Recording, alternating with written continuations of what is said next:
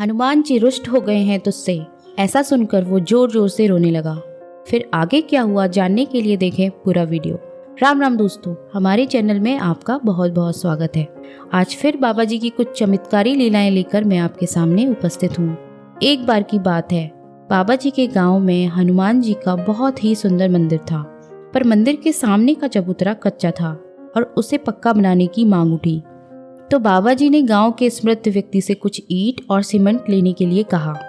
तो उस व्यक्ति ने उस टाइम तो हामी भर दी, पर बाद में उसने ईंट और सीमेंट देने से मना कर दिया।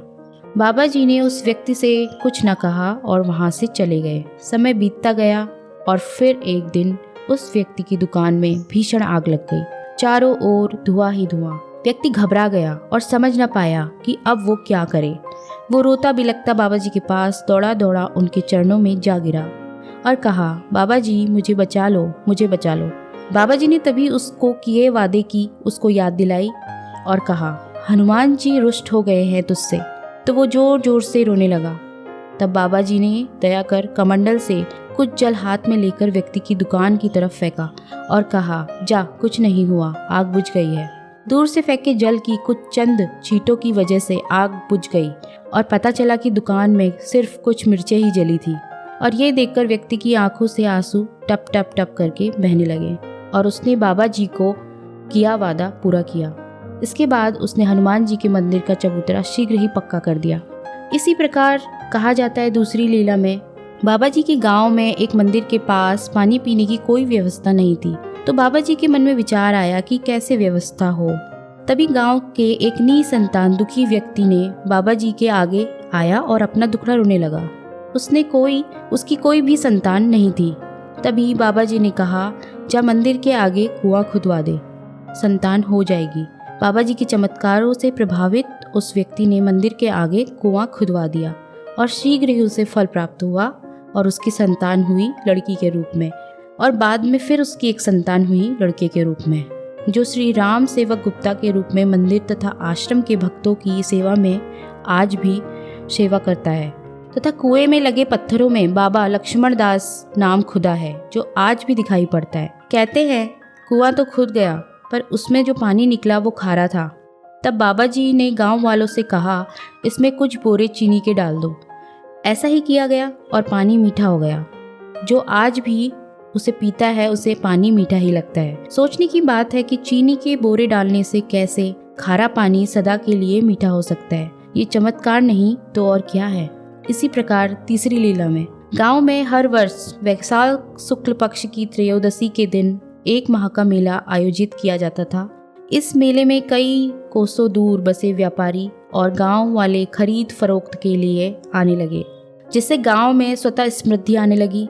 मेले में जनता के मनोरंजन का भरपूर साधन थे, परंतु बाबा जी इस मेले में कभी नहीं जाते थे।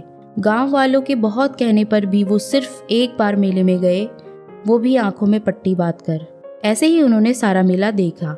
बाबा जी की आज्ञा थी कि मेले में कोई भी चोरी नहीं करेगा, दुकानों में कोई ताला नहीं लगाएगा और रात को भी नहीं लगाएगा। एक माह तक होने वाले इस मेले में प्रतिदिन सैकड़ों की भीड़ में कभी कोई चोरी चपाटी नहीं होती थी।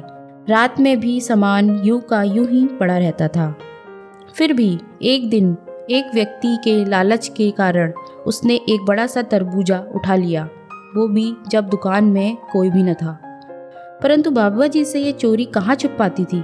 गांव से पटरी पर पार जाते हुए उस व्यक्ति के पांव रेल की पटरी से चिपक गए। लाख प्रयास करने के बाद भी उसके पैर चिपके रहे।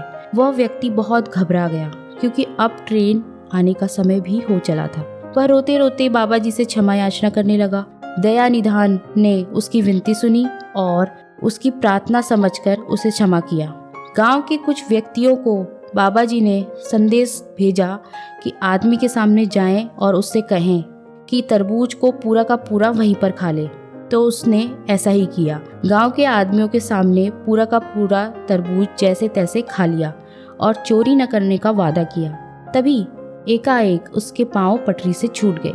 गांव वालों ने माना कि शायद अन्य लोगों को सबक सिखाने के लिए बाबा जी ने ये लीला रचाई थी। तो देखा दोस्तों, ऐसी लीलाएं थी नीम करोली बाबा जी की, और ये भी सत्य पर आधारित है। परंतु हो सकता है कि आज के मानव को ये सब काल्पनिक लगे।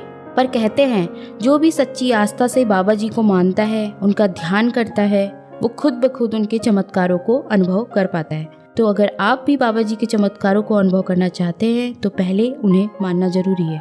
आशा करती हूँ बाबा जी की लीलाओं का ये भाग आपको बहुत अच्छा लगा होगा। ऐसे ही और वीडियोस देखने के लिए चैनल को सब्सक्राइब करें ताकि आपको सबसे पहले हमारे वीडियोस के नोटिफिकेशन मिल सकें। धन्यवाद।